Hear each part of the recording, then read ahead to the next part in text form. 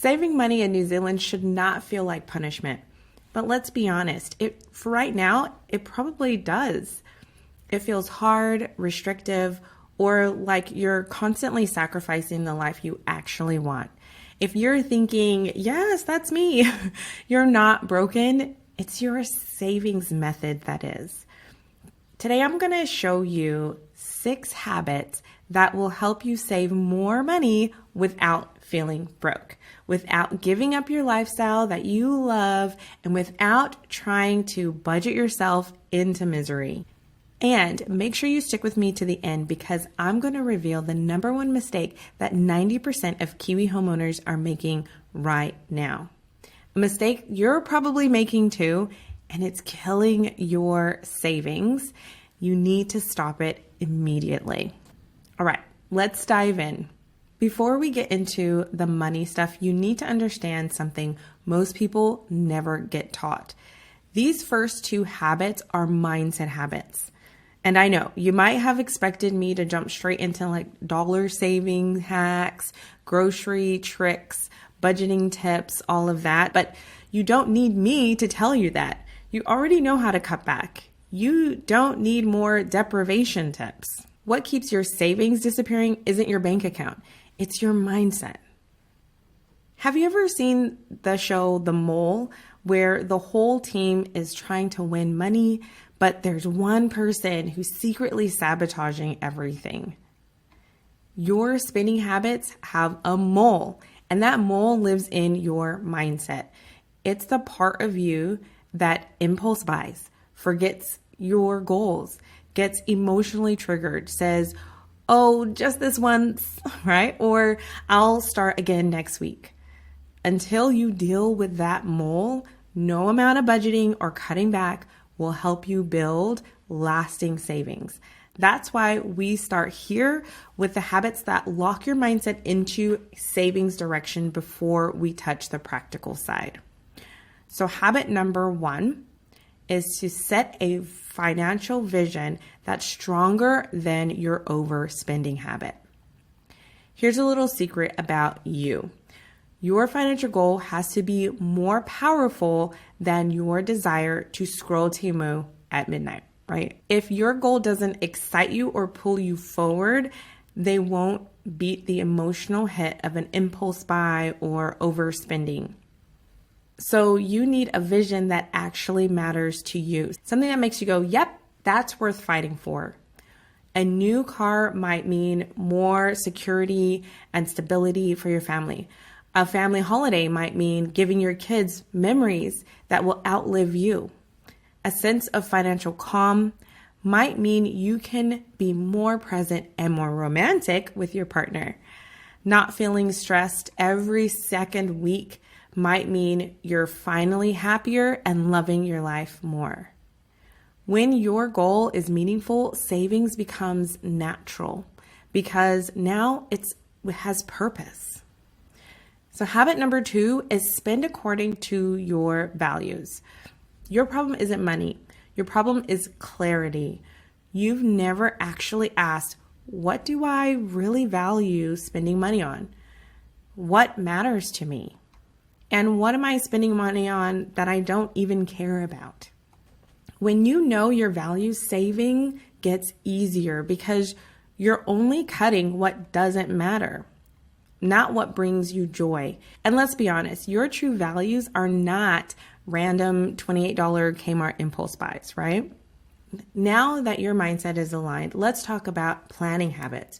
Your money isn't going nowhere because you're bad with money. It's going nowhere because it doesn't have direction. Most Kiwis are stuck in the here and now cycle, paycheck to paycheck, reacting to life, never getting ahead. But it's not your fault. You were never taught how to plan your money in a way that moves you forward. There's a saying, if you fail to plan, you're planning to fail.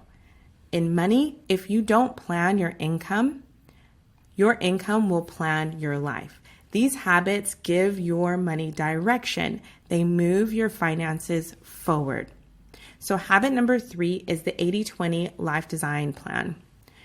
Fit your entire lifestyle, needs and wants, and giving into 80% of your income. The remaining 20% is where your emergency fund, savings for paying down debt, and wealth building live. Right now, you're probably using 100 to about 110% of your income and hoping savings magically appear later. That's why saving feels impossible. The 80-20 habit gives you freedom and progress at the same time. Now, these last three habits are bank account habits, the habits that make saving effortless. Let's be honest, you're not going to open a spreadsheet every time you want to buy something, right? You're going to open your bank app and look at the numbers. The problem is your bank account balance has no labels. All the dollars are all in one account, so you never know what the money was meant for. These habits help your bank account do the discipline for you. This is how our clients, when they work with us, go from saving $1,000 a year to $20,000, $30,000, even $50,000 or more every year without feeling it. So habit number 4 is the big purchases bucket. If you have one savings account for holidays, renovations, new furniture, gifts, emergencies, that's not a savings account. It's a financial landfill, right? Create a bank account just for your lifestyle upgrades, your holidays, paying for a car with cash, furniture, the fun stuff. Then your emergency fund stays protected and your long-term savings stops getting eaten up. Habit number 5 is have a separate emergency fund. If your emergency fund is mixed with your holiday money, you don't have an emergency fund. Every emotional decision wipes it out. A separate emergency fund is your financial shock absorber. Your nothing touches this unless life punches me in the face account. This one habit gives you more peace than any budgeting app ever could. And habit number 6 is automate the transfers.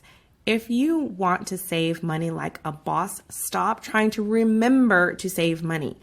You save before the spending, not after.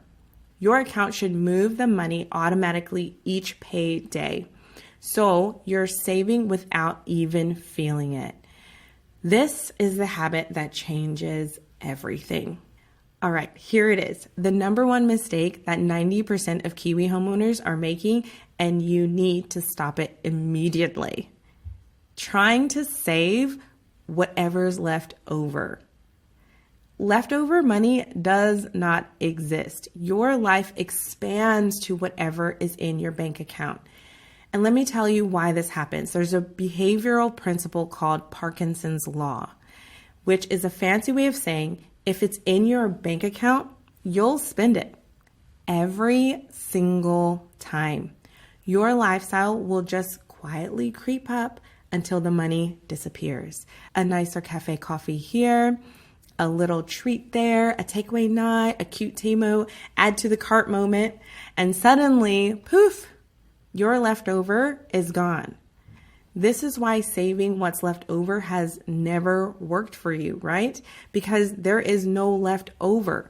You save first, not last, and automatically, before your brain gets a chance to expand your lifestyle into that money. That is how you finally get traction. All right, so let's just tie all this together for you. Today, you've got 6 habits that makes saving money actually work. Not the restrictive, guilt-filled, cancel your life to save $3 advice you've heard before, but habits that help you save without feeling broke. You learned how to set a vision that actually beats your impulse spending. Align your money with your values, plan your income so it moves you forward, separate your bank accounts so saving becomes automatic, and stop relying on willpower to save what's left over, because now you know leftover money does not exist. With these habits, you're not just saving money, you're creating breathing room. You're creating stability, and you're creating a life you can actually enjoy right now while still building the future you want. These are habits that help you save more, stress less, and feel genuinely proud of how you're managing your money. You're not just cutting back, you're leveling up. And remember, when you control your income, you control your future, and that's where your future begins.